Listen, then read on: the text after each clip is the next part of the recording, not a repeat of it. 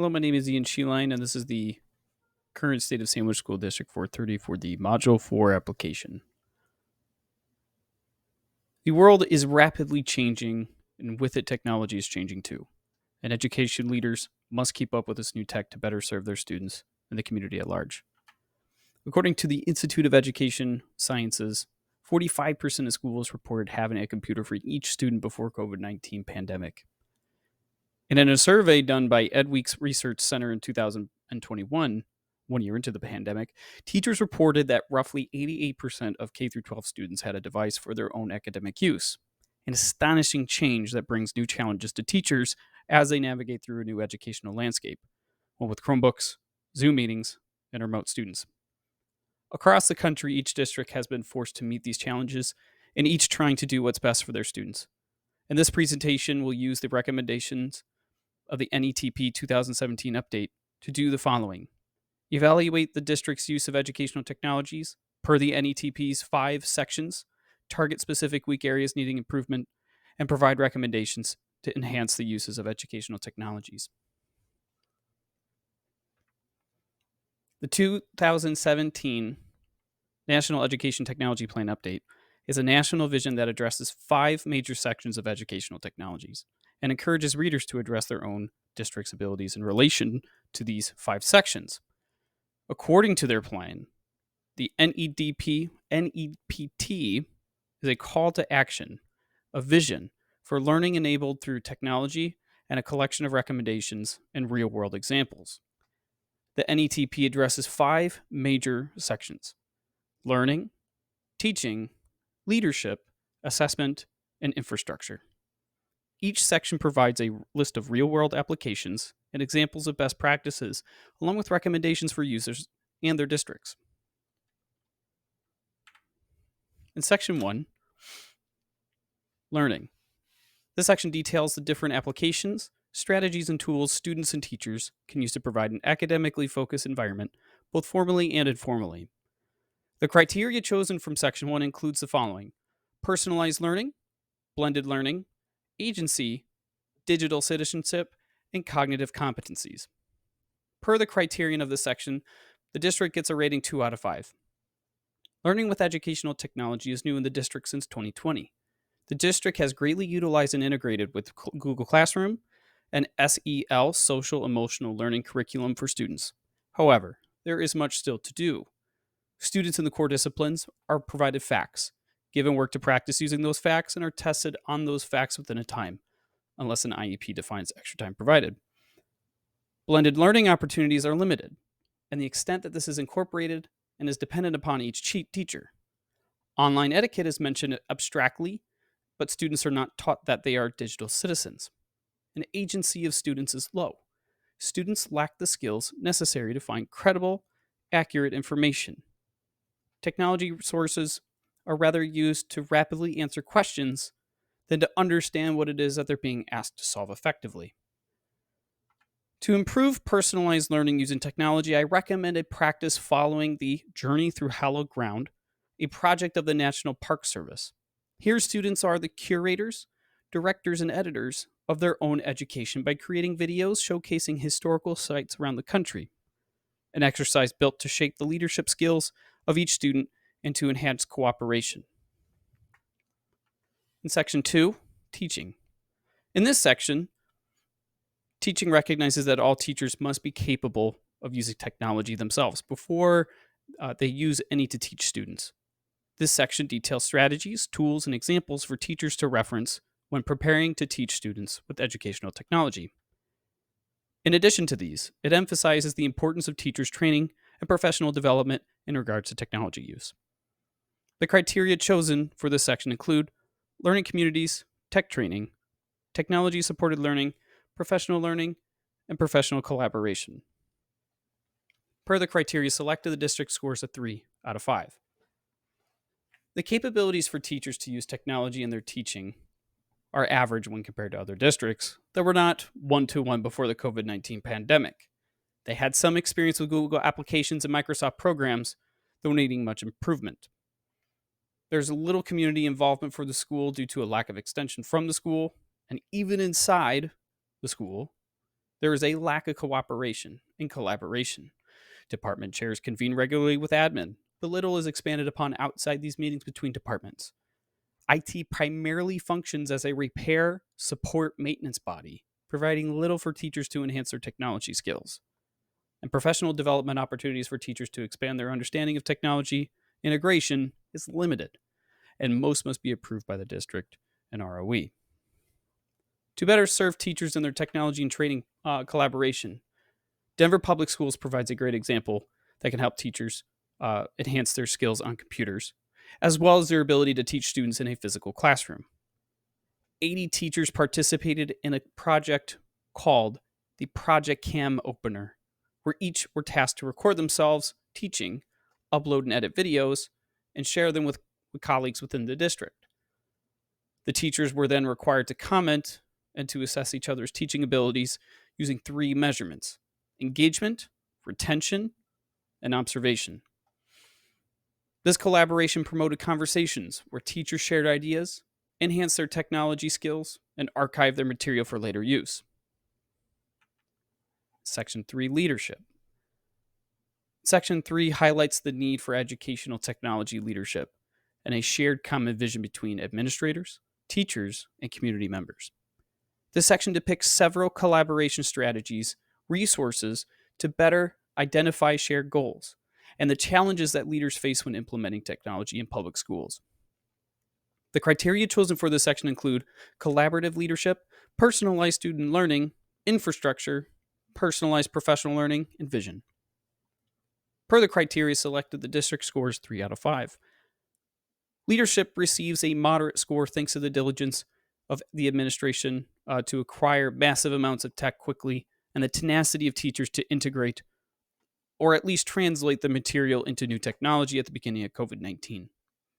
Since then, however, much really hasn't changed.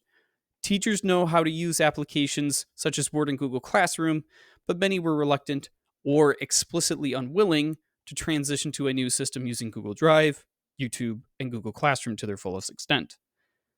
It's understandable, though, given the lack of technology training and professional development opportunities to these same teachers. This ultimately translates into a work environment of low collaboration outside of departments. Teachers were left with a your class, your rules policy, one that lacks central vision that outlines the expectations for both the teachers and the students.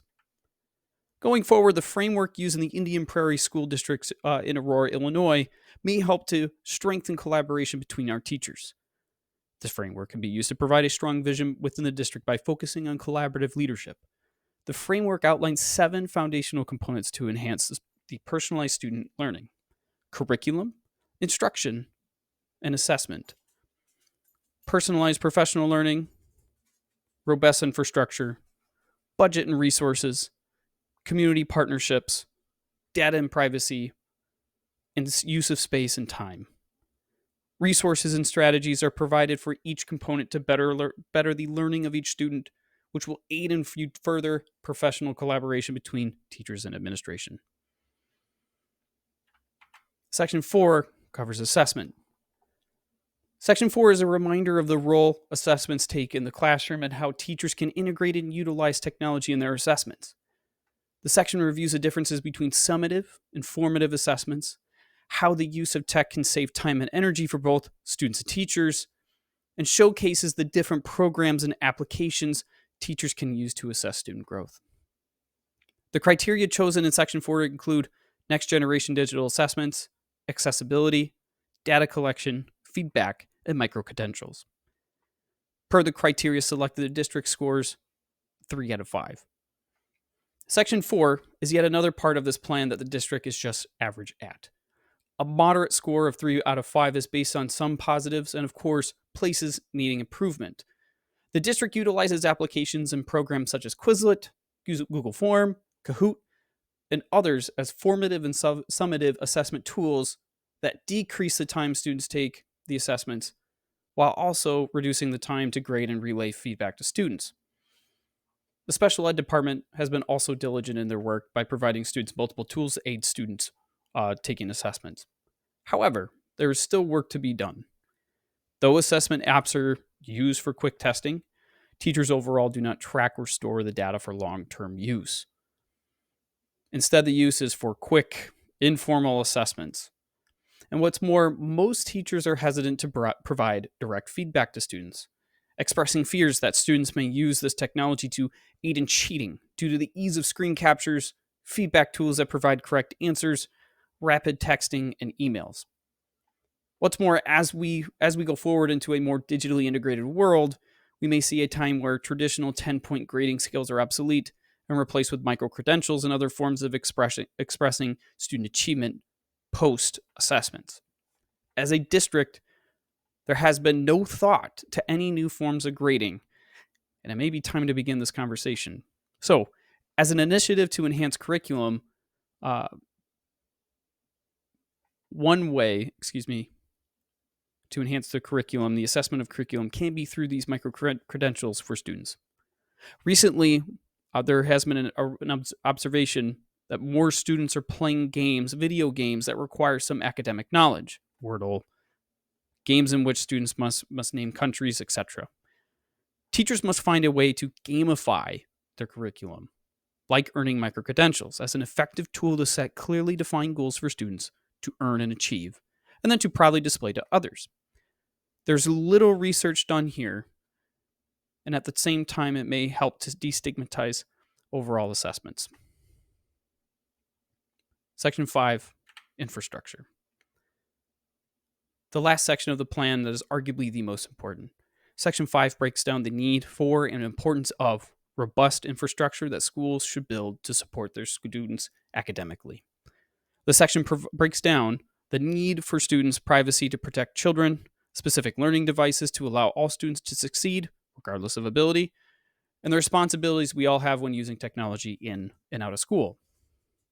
The criteria chosen for Section 5 include connectivity, learning devices, digital learning content, responsible use policies, and privacy. Per the criteria selected, the district scores a 4 out of 5. This section, the section that must be praised, and it is the infrastructure of the district. Administration, IT, and teachers have done an amazing job setting up and maintaining the technology that was abruptly introduced in the district in 2019. Students that were left without internet access at home were given Chromebooks that had constant high-speed internet access. All students and parents were made aware of policies around the new technology through emails, links on the district website, and letters sent out to each address. And most importantly, the IT department has been aggressively active in student information privacy by providing all staff with a blacklist of websites due to their low privacy standards. Where the district must improve, as stated in other sections, is the better integration of technology into curriculum. An example to replicate would be the STAT, the Students and Teachers Assessing Tomorrow, by the Baltimore County Public School District. STAT, the STAT initiative, focuses on 8 conversions to transform the educational landscape of their school district. These 8 conversions are as follows: curriculum, instruction, assessment, organizational development, infrastructure, policy, budget, and communication. The district was thrown into a 1-to-1 situation due to COVID, and it is now time that it focuses on a step-by-step process to better integrate the technology than to just use it as another tool for in-person learning. Sandwich School District is managing the new technology brought in during the COVID-19 pandemic. Student learning using technology has been radically changed, but stable. Teachers must go forward reflecting on their preferred uses of this technology and find ways to integrate this technology rather than to use it to their chagrin. Though, there must be opportunities for them to learn. Professional development geared for proper use and integration is needed from the ROE in other academically oriented institutions. The teaching of the district must reflect a better use of technology and curriculum going forward. Further, a central district-wide vision of technology use must be created. Teachers from each school and each classroom will have a different perspective on technology, but ultimately, they must have a unified goal when integrating this new technology. Consistency and agreement of a shared vision is the way we provide a path to better collaboration and creation of academic school tools for our students. Once this is achieved, we can then work on further integration using better assessment tools and strategies that showcase progressive student growth, such as micro-credentialing. There are two recommendations for the district. The first is to create that unified vision of educational technology use. The Future Ready Schools framework outlines 7 foundational components to enhance and personalize student learning. And this framework can be used as a catalyst to provide a stable and functional district-wide goal to enhance student learning now that the district is one-to-one. Statistics are not clear yet, but this may be expected. Findings as of right now show that a unified vision between schools and community members, mainly parents, fosters a more dynamic and productive educational environment. It also showcased the lack of perspective parents have about their child's school. Further, the resources and strategies provided for each component are there to better the learning of each student, which in turn will aid in further professional collaboration between teachers and administration. The second recommendation is to build more and better inquiry-based lessons and practices that utilize technologies such as the Journey Through Hollow Ground project through the National Park Service. Inquiry-based and technology-integrated projects such as this uses a student's curiosity to drive their education, which in turn will lead to higher success academically. As also presented by the NETP, technology can be used as a catalyst for a student's passions and interests. Utilizing a project like this and others like it pushes students to think critically, develop practical skills, and explore their understandings of the physical world around them. Thank you.